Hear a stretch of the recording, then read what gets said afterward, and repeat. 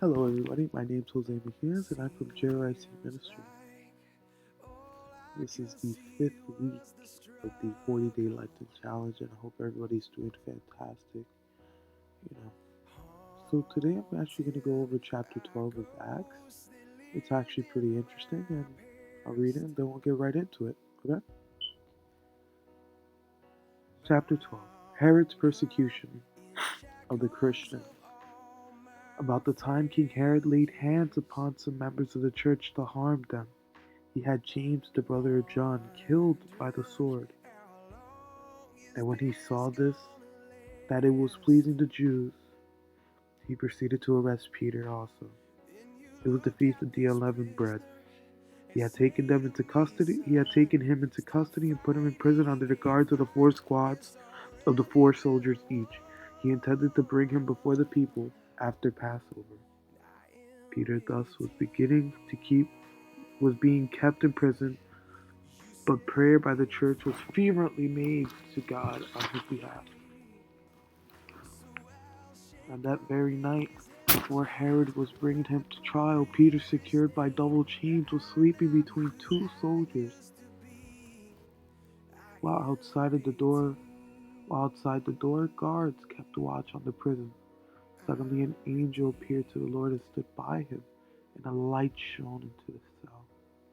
He tapped Peter on the side and awakened him, saying, "Get up quickly." The chains fell from his wrist. The angel said to him, "Put on your belt and sandals." He did so. Then he said to him, "Put on your cloak and follow me." So he followed him, not realizing what was happening through the angel was real. He thought he was seeing a vision. Then Peter recovered his senses and he escaped the prison. Then, realizing he escaped, he recovered his senses. And he said, "Now I know for certain that the Lord sent his angel, and rescued me from the hands of Herod and from all that the Jewish people had been expecting." First of all, what was going on at the time was that after Christ died, the disciples were anxious and were worried, and after 40 days after Christ resurrected, they met in a room after a while, and the Holy Spirit descended upon them.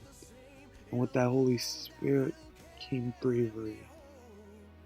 And the disciples, with Jesus' Spirit, grew the bravery to go profess the gospel everywhere during a time where being a Christian meant dying,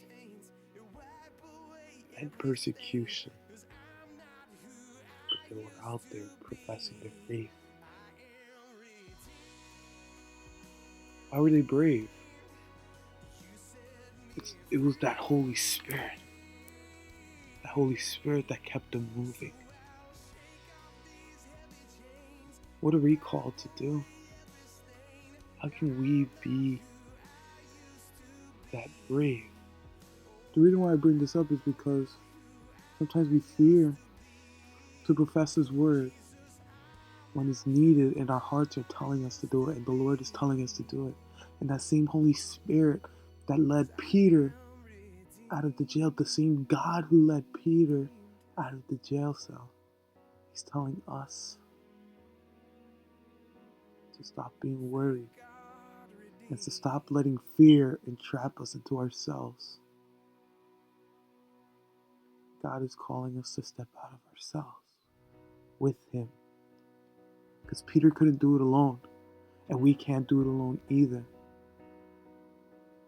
If it wasn't for God and God sending His angel, it would not be possible. We need to be brave. We need to have that Holy Spirit inside of us to a point where if God tells us to profess the word, that we're brave enough to do it. You might think, yeah, that's easy. Sometimes it's hard.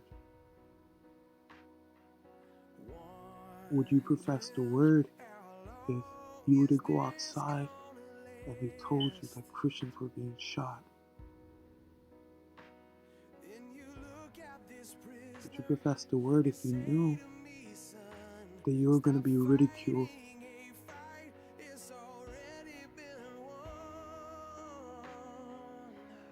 Most of us would say no.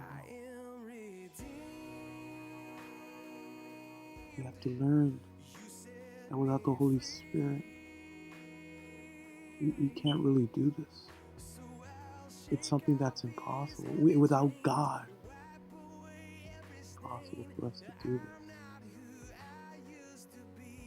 This Lent season, I ask that Lord increase the Holy Spirit in all of us, that we're able to listen to Him more. We're able to enlighten ourselves more in Him. That we're able to be more braver with Him. He's calling us to profess the word everywhere with Him, with His words, with His bravery, and with His Spirit.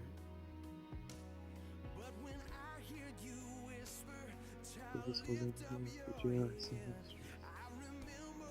Keep strong. You're not done.